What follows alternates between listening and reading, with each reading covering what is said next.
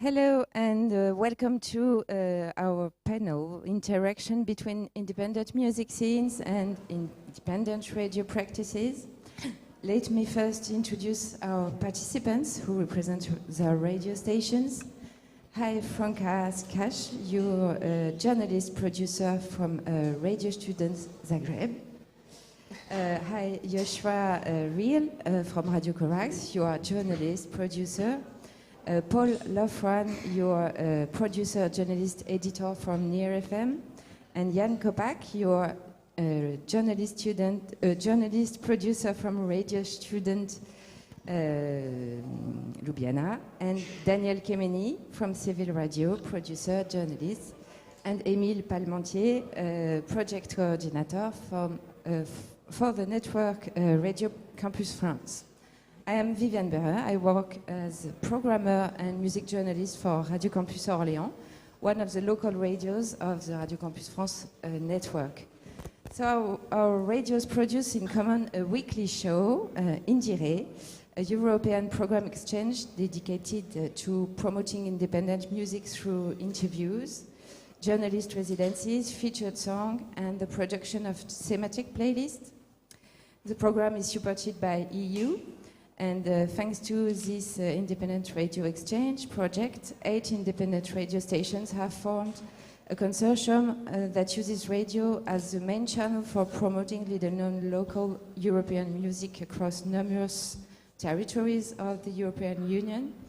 Radio Študent, Ljubljana, Slovenia, who are the coordinators of the project, Radio Študent, Zagreb in Croatia, Civil Radio from Budapest in Hungary, Radio Helsinki from Graz in Austria, Radio Corax from Halle in Germany, EMA-RTV FM from Dublin in Ireland, and Radio Campus France, a national network of radio stations in France, and EMA-RTV in Spain, the Andalusian network of stations. And today, thanks to the invitation of EMA-RTV and the Alhambra Monkey Week Festival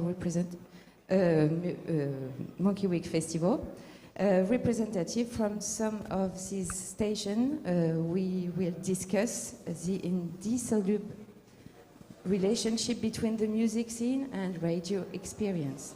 So, what is community radio? What do our radios have in common?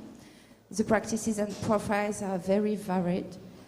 Some are musical, some are archivists, some are musical and archivists. They are located both in isolated rural areas in the heart of larger cities. The distribution area can be local or national. Some stations belong to non-profit organizations or cooperatives.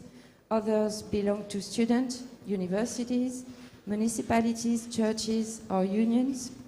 There are radio stations financed by donations from their audiences, by international development agencies, by advertising, or by governments. Community radio stations all operate with partners such as local authorities, associations, cultural centers, concert halls, or festivals. Consequently, the prescribing mission is not limited to programming, but it is also defined by the external actions and the partnerships they link with cultural actors. Due to the proximity that community radios offer to their audiences and their partners, community radios continue to play an undeniable role in prescribing and developing the careers of artists. Community radio stations develop a logic of supporting artists even beyond the simple broadcasting of titles by supplying it with interviews, album reviews, or support in the promotion of concerts in the region. They make it possible to create a space for mediation between developing artists and the increasingly demanding public. So, all of you, how do you work with independent music artists? How much the program is devoted to independent music on your radio stations? Perhaps Joshua or Franka, do you want to answer this question? Yeah, like first, how much of our program is from independent artists? It's always a little question how you define independency. We talked about it yesterday and said, okay, we see independent as artists doing their stuff, like not just raised by a promo agency, but at one point, when you get very famous, of course, you ask booking agency or label to publish your music and bring you on the road, but you can still be independent. Like we had this big discussion, what is independent, what is DIY? Yeah, and if we see it like this, we mainly play independent music, but we have a lot of different showrunners, so we have also one old guy who plays country every Wednesday, so he won't play so much independent. Well, maybe these Texas guys are independent, I don't know. Yeah, but I would say most of our program is dedicated on independent music. And what was the first question? That was the question. That was how much the program is devoted to independent music on your radio station. Yeah. Okay. Yeah, also the same thing is at Radio Student in Zagreb. I would say that probably 100% of our program is devoted to independent music because it's one of the points of our radio to air the music that you cannot hear on the other mainstream stations in Croatia.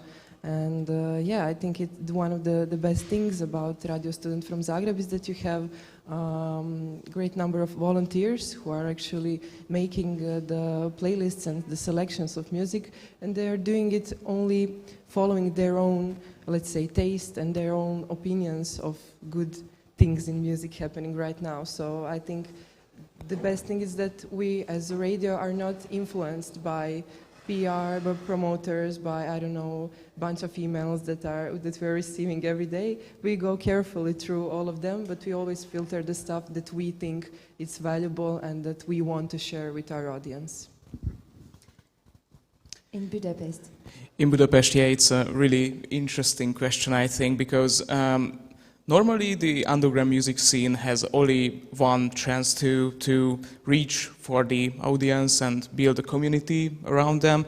This is the community radio, and we have so many community radios which is try to operate with so many types of music, but I think civil radio is the most diverse one. So we are operating, I think, the half of our broadcasting time with music, and we have so many great rock and roll music selection, jazz selections, blues selections, and other things like that. And when the independent artists try to find opportunities where they can reach their audience, where they can develop, for example, a community, they will find the community radios, and civil radio is absolutely open for everyone, for every artist, every producers, for example. And we have so many great releases. What firstly influenced by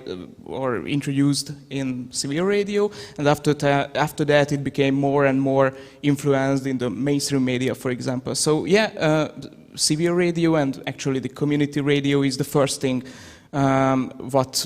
Where you can introduce yourself, and I think it's really important that this is actually a goal in civil radio, that we always try to explore new artists, new independent music labels, for example. So yeah, this is our goal, I think. In Dublin. Hi. It's actually hard to quantify how much, your question is how much time or how much broadcast hours. We used to have programs that were purely dedicated to independent music, but the people who presented them have moved on and has not been replaced. If I was to guess, I would say maybe 20 to 30% would be independent new music, and the rest would be whatever anyone wants to play. We don't put any rules on members and what music they play on their shows. We try to encourage play local independent artists as much as possible, but if somebody wants to play Madonna, we can't stop them, you know.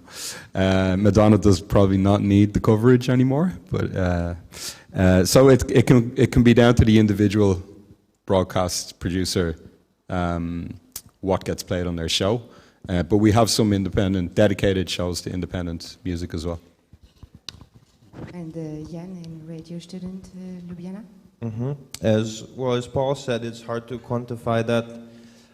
I would say in terms of regional or local and regional artists, it's almost entirely independent, since the other ones have coverage already at the more mainstream radio stations. But in terms of international artists, it's up to the journalists themselves to decide where's the line between something that is worth covering or something that already has enough coverage and does not need the platform. Yeah. Emile, for Radio Campus France, which is a network of radios, I know you're not the programmer of a radio station, but perhaps you have something to say about this? Yes, I'll try my best to represent radio music programmers in our network. I have to say that I don't think we use the word independent music anymore.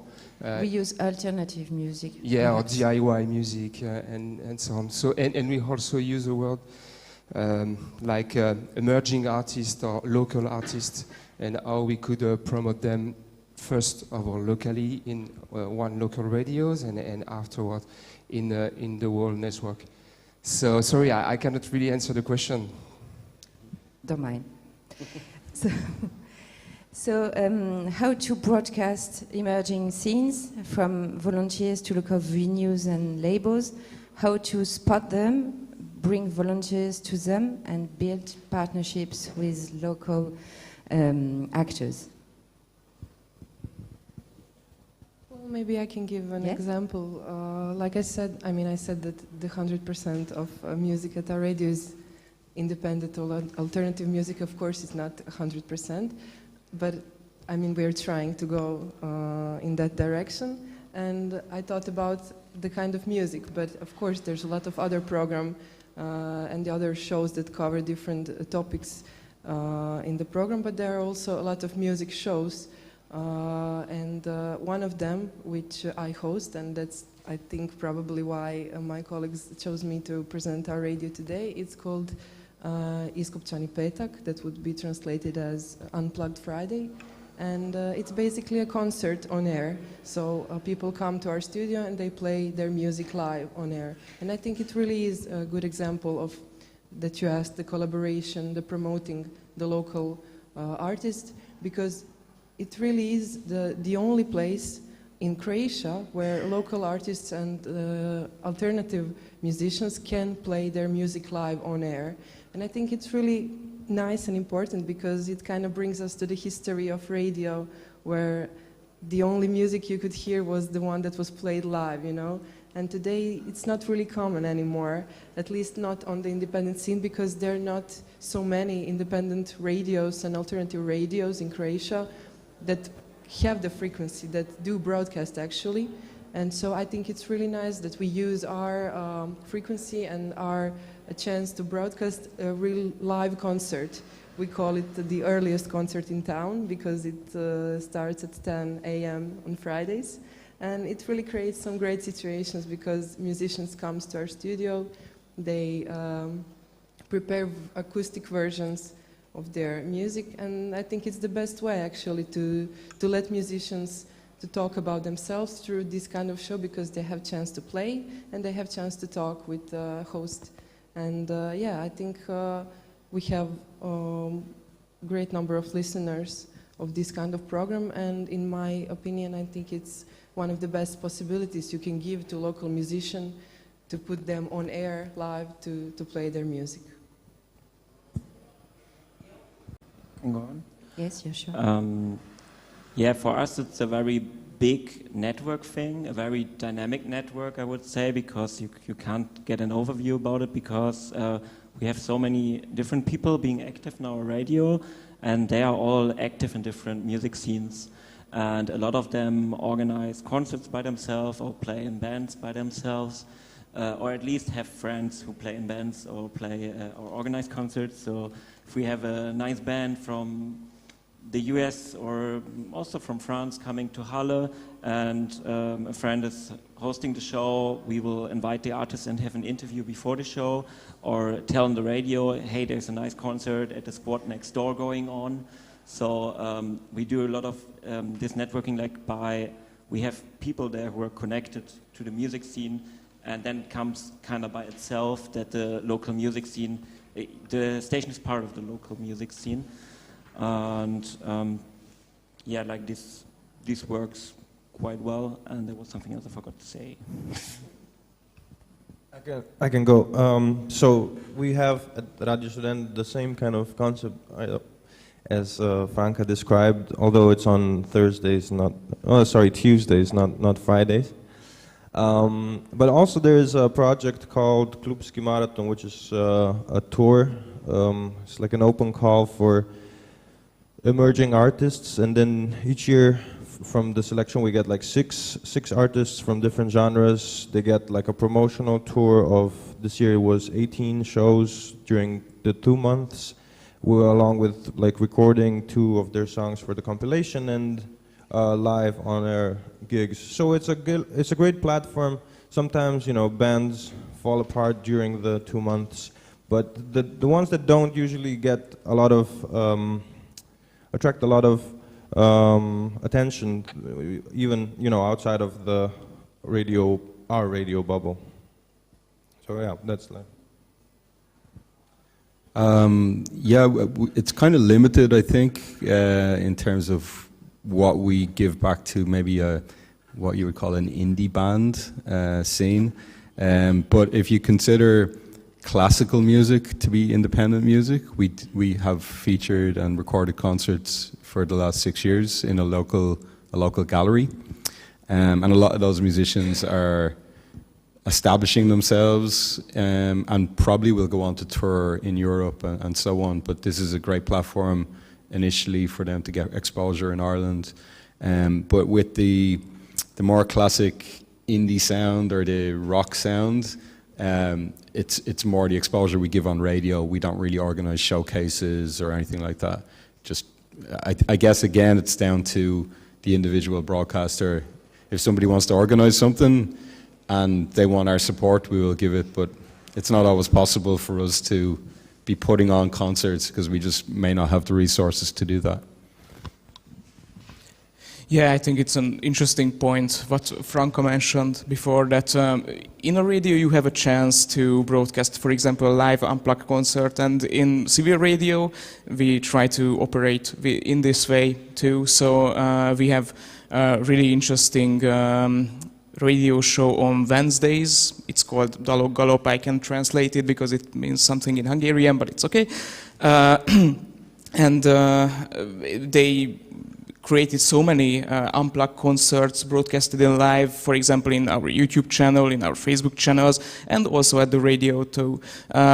It's in the one hand, it's a really great thing, and at the other hand, sometimes it's a bit difficult because of the technical systems and something like that, but the unplugged concert has area, I can say, so it's a great feeling. And we are not just mixing the musical styles, we are mixing the radio show genres too, so we are broadcasting live so many concerts. For example, civil radio some years ago take a place at Fono Buda Zeneház, which is a music hall actually in Budapest, operating with great folk music and many other stuffs. And there was a simple way, we had a cable connected to the music house's mixer, and we are just put the fader on, and after that we had a chance to broadcast all the concerts live. We recorded it so many times, so yeah, we try to try to influence ourselves in this kind of era, and we are operating with so many tools what we have and what we can reach. On a local radio perspective and from a radio campus perspective, I would say that there is a lot of radio shows that are representing like music niche, any kind of music, and it's definitely a good way to promote and discover new music artists and new music genres. And on the network perspective, basically we've tried to put everything in common, like a common playlist that could be heard on every radios. We also have, I would say, a new project, but because it's a supported project by the French states around live music. So basically, we broadcast or record live music that we could also share to other. That one radio could share to the others. And also we support maybe some release, like album release, and we pay attention on what label or editors it could be, so that we make sure that it could be like a DIY or auto-produce album release, or maybe from a little or local record label. Do you participate in music springboards? Jan, you told us you participate in music competitions, and sometimes that's how we discover new bands. Do you think it's a good way to discover independent music today? You mean like these kind of competition band contests, or? Yeah, I don't think so. In Germany, it was always a bit whack when you had these competitions, like bands playing against each other, like kind of, because someone wins the competition, and we are have more network and solidarity thought of Germany in our scene, and like push each other, refer to the other band. And I've seen when I was 18 something, I've seen a few of these contests, and it was always the band who brought most of their friends were winning. And like you were just playing in front of the people you already knew, and most bands I've seen there, they were kind of copying some style, like, oh, okay, now you have a very bad version of Linkin Park here, thank you. So mostly I didn't discover much nice stuff at these things. Sometimes you can be lucky, but usually I prefer to go on shows and maybe see a nice support band or have a nice festival with various lineup artists, and there I always discovered great new music. Yeah, I mean, sorry, I want to make the distinction for the project is not a competition. It's more of an open call. So it's not that there would be any explicit criteria to which bands have to adhere. Like every year, there's a committee that sort of ponders and then decides within people who work for the music department at the radio, but also technicians. So it's like a mixed team. But yeah, in terms of in general the music competitions, I don't know if it's I think it usually serves a very narrow purpose within the sort of music industry that I think can be damaging to the local scene as is, especially in the sense of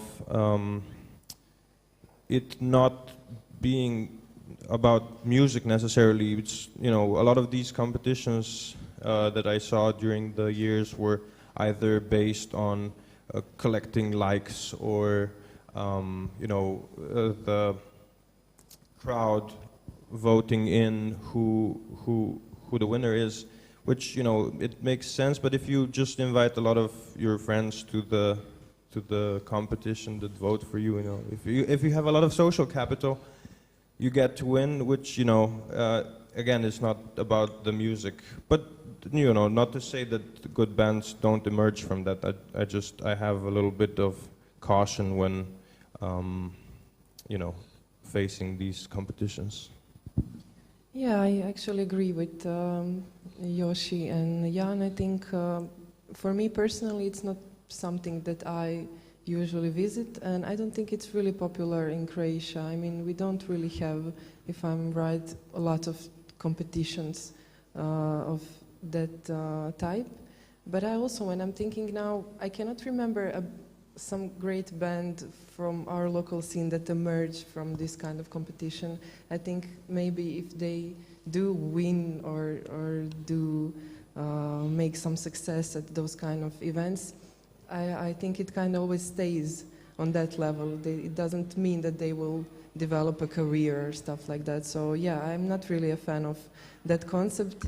Maybe it has more sense in the world of classical music, let's say, when the players need to show their skill. But in the alternative scene, I think that the skill or something that they want to show, it's not really something that we need to, I don't know, put like grades or stuff. This guy won, this guy lost, or it's kind of, I don't know. For me, it's not one of the best things to discover music, so yeah. Yeah, I absolutely agree too with the other guys. So actually, we didn't use these kind of events. I think in Hungary, sometimes the community radio is more connected to the local artists, to the local communities, than these kind of events. So we have a chance more than this kind of events, again, yeah, to explore new bands, new independent labels and things like that. And I think what is really interesting that we have the artists have a chance in nowadays to record, for example, a demo at their home studio, and they can just upload it to the internet, and after that everything is really easily accessible. So we have to try to explore the new bands, for example, in the streaming platforms. But we get so many demos from the emerging bands, and we just try to listen them. And if we just hear a great demo, or one of our editors just invite the band to, guys, just come here to the radio and play an unplugged concert, for example. And I think it's easiest and the greatest way in these days to try to explore, discover new bands, and we use these tools. Yeah, I think I agree with everybody. I think it's a bit of an outdated way of discovering new music. I don't even think many bands would be interested in entering a new bands competition. And I can't remember, like Franka said, any band that ever had any relevance that won a competition. So I think the best bands will naturally gravitate to your attention. And so no, not for me. I have some examples or experiences that we have, because I work for this for this radio network for more than 8 years now. When I came in Radio Campus France, we had a partnership with a music contest supported by a huge mobile phone company and also a music magazine. And we were supposed to cover all the local contests, because first of all the contests were taking place in different cities in France, and then of course it must end in Paris, because unfortunately Paris is the center of our world in France. And so we covered, of course, the final, and yeah. Of course, we discovered a lot of nice bands, but also we discovered that we belonged in the music industry. It feels like you belong to something, which is actually great, and I think it's good to belong to something, to belong to the music branch. But it seems like the music branch could be divided in different parts, and this was definitely the commercial part. But in France also the music industry is that huge that also, of course, into the music industry you will find definitely a nice emerging artist and artists to support afterwards. this mobile phone company decided not to support this music contest anymore. So, of course, the music contest just collapsed within a year. And then we had another experience with, I don't know how to explain that, but we have some student organization, huge student organization, supported by also the government, and they decided to make a music contest also. Same process, contest locally, different cities, and the finish was not in Paris, but in Bordeaux. And since this first edition, we keep this partnership, and it is actually a very nice experience. We have a lot of newcomers, bands where some of the bands are just students. They have new music projects. Some of this project doesn't exist after a year of experience, but I have the feeling that this contest is more natural, and we are in an ecosystem that is that fits to us, because in front of us, all the bands and the young artists are basically students and very young and emerging artists, and yeah, that's why we continue this partnership. And last experience, or what I have in mind, and it is more in a radio perspective, is some radio shows make a very traditional contest of hip-hop, like jam sessions, and there is a kind of a competition also when the people, when these guys and girls raps together, and I don't know, it belongs to it's a culture, it's a music culture, and in this music culture the contest is welcome, but it's definitely a nice way to discover new talents, new music talents in this music niche.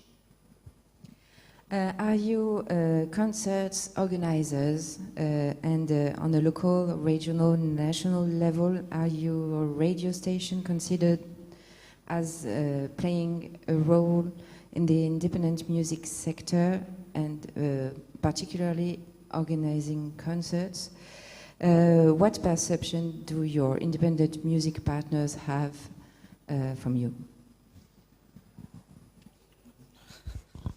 I can start it. So we always try to organize these kind of events. I think which is the biggest problem, that if you want to organize such an event, you have to hire so many professionals sometimes to do the technical stuff, for example, the organizing background elements and something like that. And we are operating actually with so many volunteers. So volunteers are a bit, so it's a bit harder to organize them, to organize a concert, for example. But we tried it, so there was a huge concert maybe 4 or 5 years ago organized by Severe Radio. It was the Severe Radio Jazz Days and Blues Days, which what we had so many artists around the country, and actually these are so great events to realize that these kind of independent artists is with the community radio really much. So they are give their concerts for Severe Radio absolutely free, and they accepted us first call to take a part in this concert. So yeah, these concerts is a really great reflection to the community radio, to your work, and actually it's a great meeting point with your community, because yeah, we can say community is a community of communities, but yeah, it's a really great thing that in this kind of events you can get a chance to get in touch your audience. So yeah, we like that, and we want to organize this kind of events more, I can say, yeah. In terms of the project I keep referring to, it's based, so there's clubs throughout Slovenia, which, you know, is a small country, and the point is to bring artists from different cities and display them in, you know, small villages that have like maybe youth centers that have speakers. You know, they don't need to be legit clubs. But that's one sort of thing that, in terms of concert organizations, we do more of the concerts in Ljubljana, especially for special events such as like the radio birthday or commemorating anniversaries of specific shows on the radio. They always have a big turnover, and I think the bands selected are always some which are, you know, they might not get as much coverage outside of the world of the radio, but then through this we enable them to reach a wider audience and sort of interact with also like a semi-professional environment, because a lot of these bands who just start out, they, you know, they maybe played 2-3 gigs, but then suddenly it's like a whole tour, and you have to sort of professionalize, you have to do the riders, you have to organize your backline, and all these sort of nuances that, you know, bands don't necessarily think about until later on when you get experiences for that. So I think this is an aspect that sort of contributes. We also have the birthday anniversary of Corax. Every year we host a big concert on an open air stage usually. Last year we combined it with IndieRE, so we also invited acts from France, Italy, yes, and Slovenia, yeah, balance. Yeah, when IndieRE was a bit smaller. And yeah, this birthday is always a nice thing, because we always have a kind of main act, which you would usually not see in Halle, because Halle is very close to Leipzig, and you have a scene band which became a bit popular, more popular. There's no really location or booker in Halle who is willing to pay their fee, because you don't really know if they still get enough people, and usually you see this, you drive to Leipzig to see the stuff, so we invite like special guests with more experimental music, so a lot, and then of course we invite the local scene and stick to our contacts. And maybe also a good best practice example is once per year we have the radio kiosk, which is broadcast, one week we broadcast live from a kiosk. It's called Herr Fleischer's kiosk, and it's an abandoned store right in the city center, and it's now used by an association doing arts. And the kiosk has like a lot of shop windows, so you have a panorama view, like the artist can see everyone and everyone can see them.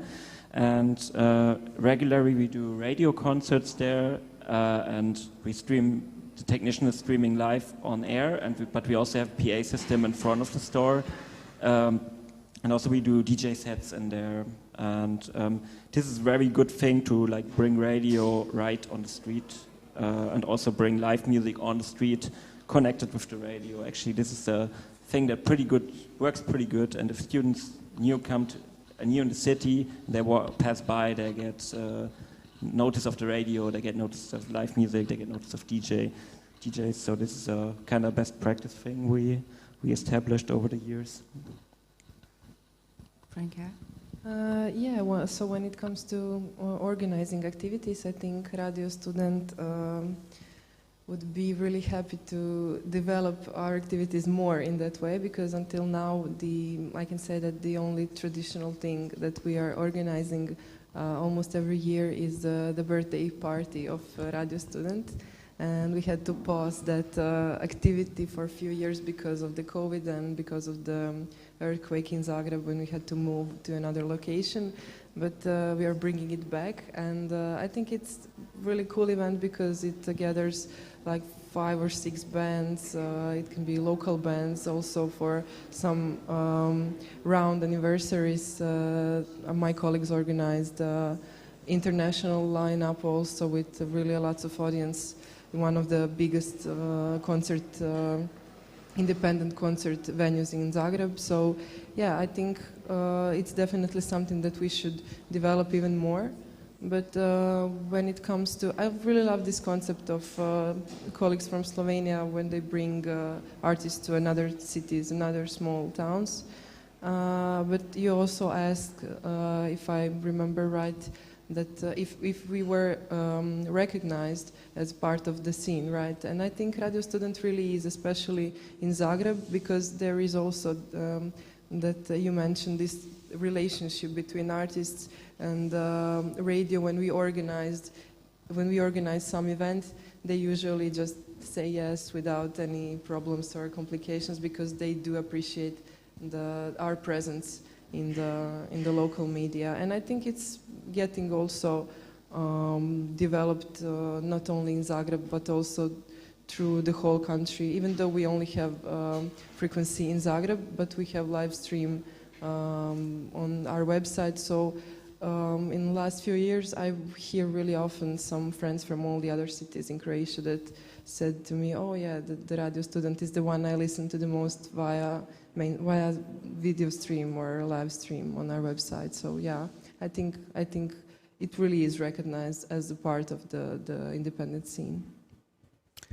Yeah, I think it's a really, really important question.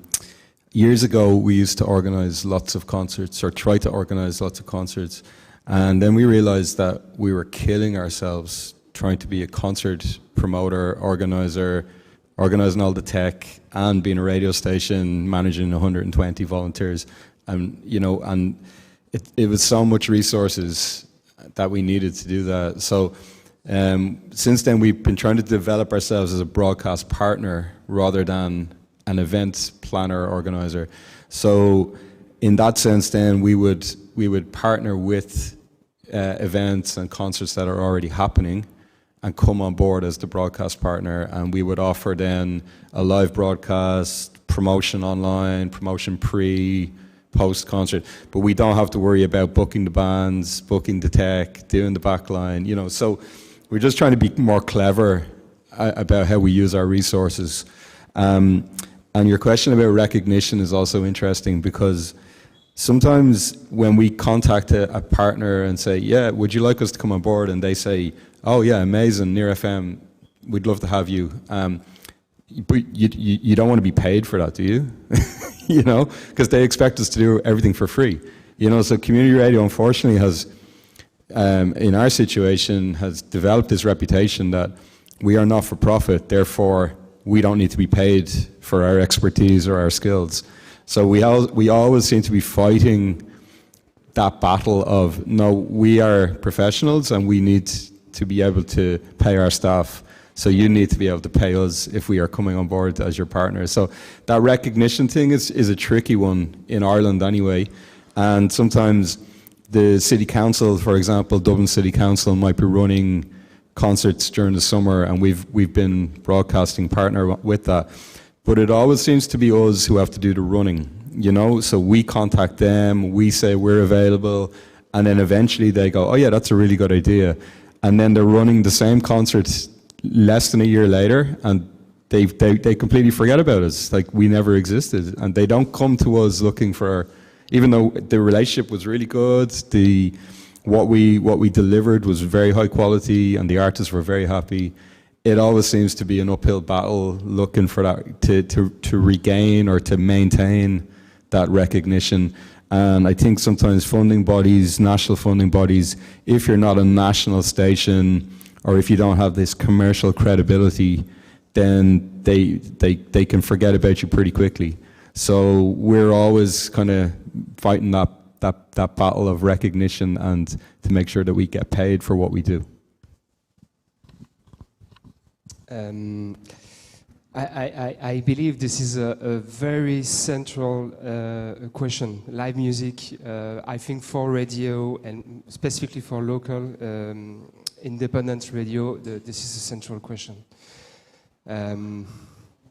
I do believe also that every local radio should offer one of the first gig of a new band. But I don't think that a radio, this is a personal view, I don't think that a radio should promote an event.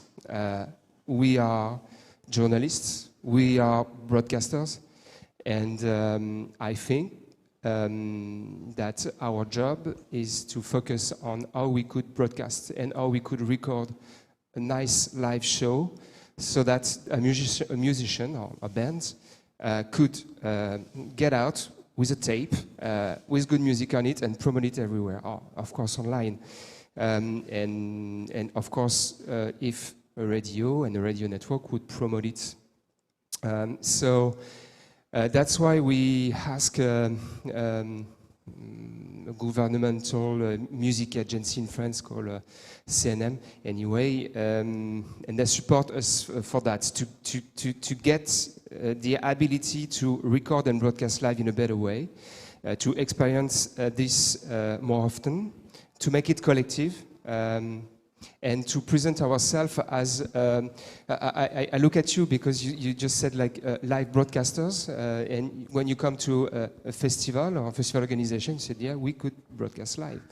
And in France, it's kind of I wouldn't say new, but when we get in relation with a festival, first of all, they ask, okay, I will organize you interviews.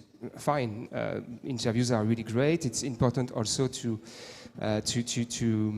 have an editorials on what we do. But when we ask them, okay, we would record and broadcast, they said, oh, okay, and how do we do that? And it's getting a bit stressful for some organizer and partners. But yeah, again, I think that live music is central, and also that in our radio, also this wouldn't be easy, and for some of them, it's already not done, but prepared. It is possible to host bands, DJs, and so on, to come to a radio show to speak about that project, and also to make a music presentation. And I say it's central because it's also our way to be different from our biggest competitors, which are Spotify, Apple's, and so on. If we only broadcast music that music streaming platforms could do, and it looks actually for the users easier to use Spotify than turn on a radio device. So I think that live music now is the future of our job in music. Can I reflect for you?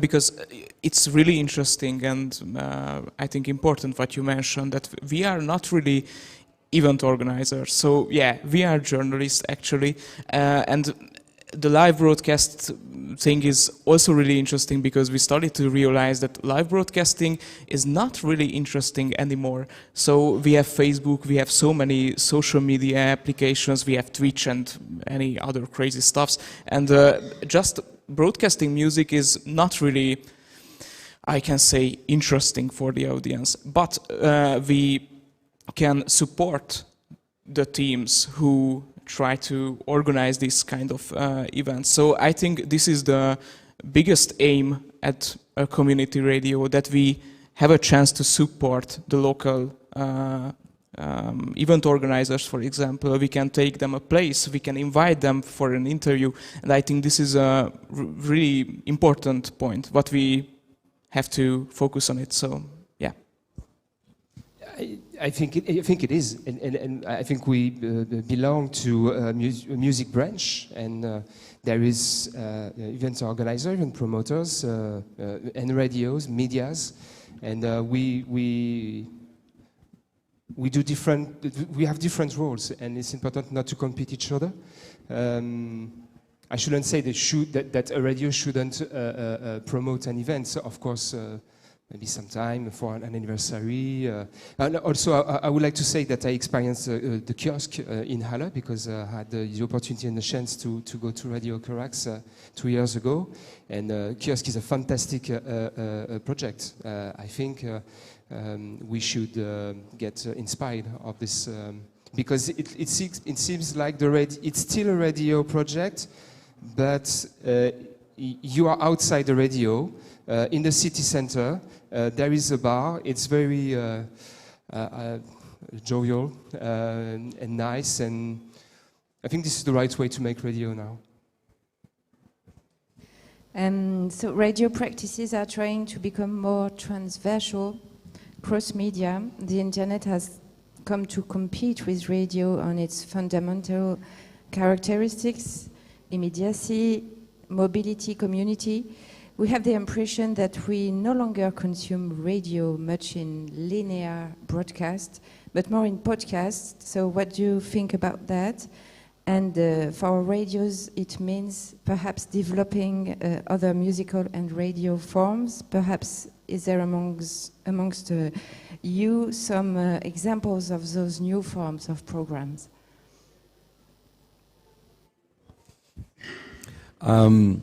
If I understand the question correctly, you're asking, is radio still a good possibility for artists to be heard, or is it competing against the internet and social media and so on? Is that what you're asking? Internet, we have to create new forms, new programs. Kiosk, for example, like you did. What is new for us? Well, what's the future? What's the future? Yeah, well, I suppose like from an Irish perspective, I think radio is still very influential, particularly for new bands and new artists. I think if an artist is going to make a career or become famous, it will happen through commercial radio and state radio, national play. That's still the main way people get heard. Obviously, there's Spotify and there's Apple and there's Bandcamp and But if you asked 10 people on the street, have they ever heard of Bandcamp? 9 of them will say no. But if you ask them about Spotify, 9 of them will say yes. You're trapped.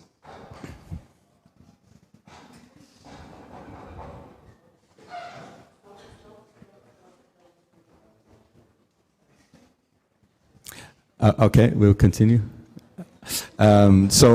Sorry, but I think my point is that I think there's an actual possibility for community radios, and this is a great platform project to have maybe a unified playlist. Maybe it starts in the national countries, and then maybe it becomes bigger. But something like the IndieRE project shows you that when communities group together, or community radio stations group together, we can have a much bigger presence and much bigger influence on new music. And the kind of new music that we might champion won't get onto commercial radio anyway. So if you want to get onto commercial radio, you probably need to have a particular type of formula and a particular type of sound. But for what forms of the future, I'm thinking like national playlists that are going on community radio, and I'm thinking international playlists that are being played on these kind of radio stations that could be developed through an IndieRE type project. And I think all radio makers, journalists at this stage, particularly maybe under 40 years of age, are using social media parallel to their broadcast. So while they're doing the radio program, maybe they also have their Instagram channel open, or maybe they're doing a YouTube live. So people are interacting with media while broadcasting live all the time, and I think that's already happening. But it might depend on the demographic of the broadcaster, how many social media channels they're using, if any, as well. Okay. I think radio could stay in a really important point in this kind of topics, because radio have an interesting tool that you can find at Spotify and any other streaming platforms, because musical radio shows, it's I think, not just about the music, but about the stories, which is at the background of the music. And we have these stories at the community media, and we can tell it to our audience. And I think this is the real power what we can use for our radio shows. And if we take this, we will be so interesting, because just for example, everybody is on social media, how Paul mentioned it, and everybody searching after stories about something. But we have these stories, we can take it, so radio could be still really interesting. And actually it's what is going in Hungary, which is really interesting, that the underground music scene started to be a bit mainstream. Let me explain it. So I have a story about that. That was a really interesting folk and acoustic band called Margaret Island in Hungary. We recommended this at the IndieRE radio show, so just listen it. And they played their first unplugged concert in civil radio, and actually they had only 200 likes on Facebook and some Instagram followers, but they created an unplugged concert at the radio, and after that so many new people started to explore them. And they are now one of the most influential artists in the Hungarian club scene. So they have, I think, 500,000 followers now. So yeah, community radio is still a great starting point, and I think radio can hold this point, because we have so many important and interesting tools that we can use, and if we use it, radio will be still alive, I can say. Maybe that was an answer for your question, so sorry for the long story. Okay, do we have some few minutes more? Okay, so Sonia is waving at us. 2 minutes.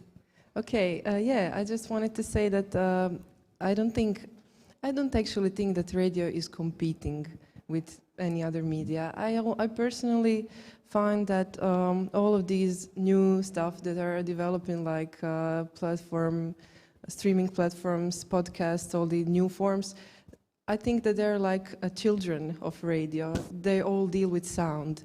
And I think that we don't really need to focus on developing ourselves in some new contemporary ways, because we have that aspect that is essential. If you ask me, I think that is the human aspect of listening to the radio and knowing that there is a person behind that is doing something, that is presenting you something.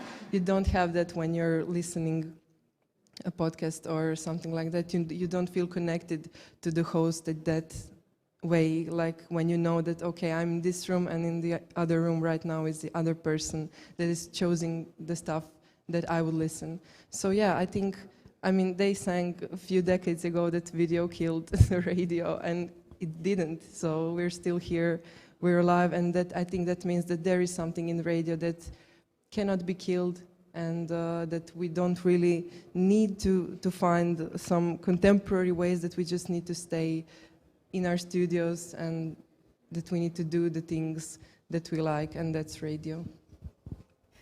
I'm sorry, but we have to end this panel. Thank you, everyone. Thank you, thank you all. And thank IndieRE program. Stay tuned on this program. I'm sorry, it's late. It's good. Thanks. Thanks for the moderation. Thank you. Thank you.